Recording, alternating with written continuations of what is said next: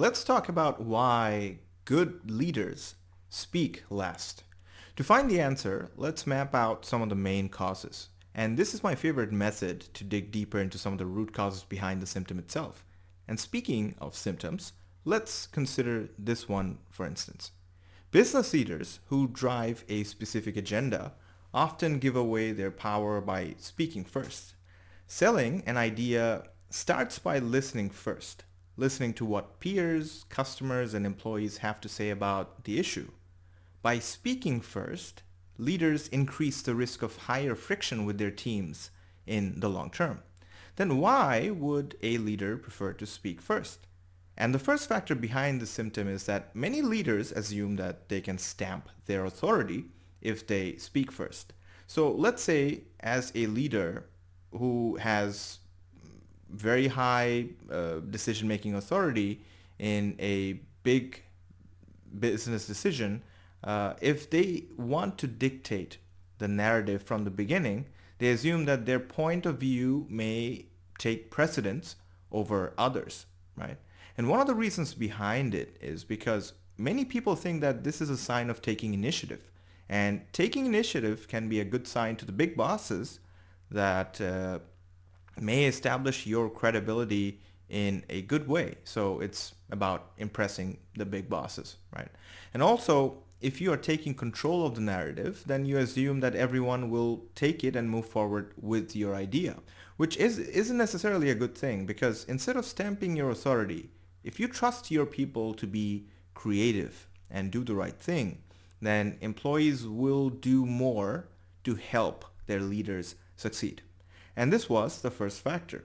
Now, factor number two is the assumption some people make that the more a leader talks, they assume they are bringing more value to the conversation, whereas the opposite is true in many cases. So think about it. People in the highest offices sometimes make big assumptions which are sometimes wrong.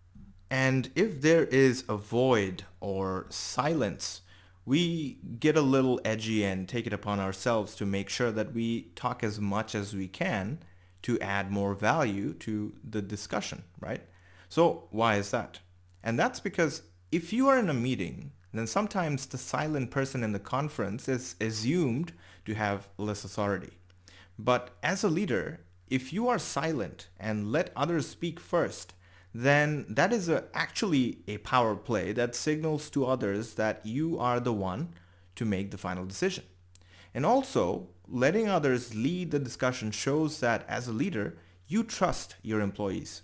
But sometimes leaders who are rather insecure about their authority may feel the need to not let others drive the conversation because that may jeopardize whatever topic you are trying to discuss.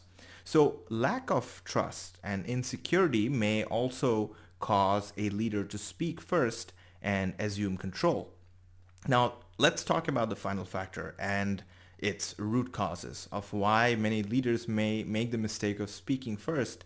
And that is because of an unhealthy mentality to always take credit without any intentions of sharing credits with your employees. So why is that? And that is because many workplaces and cultures where people practice unhealthy competition and that is tolerated, that is where negative actions and bad culture starts to sort of spread.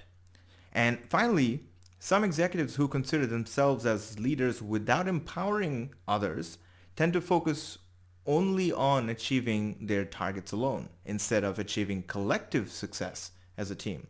And all of these root causes may lead to some leaders preferring to speak first and not wait to listen to every perspective before making important business decisions.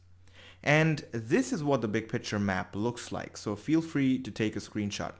And here is my one question to you. What do you think will fix these root causes?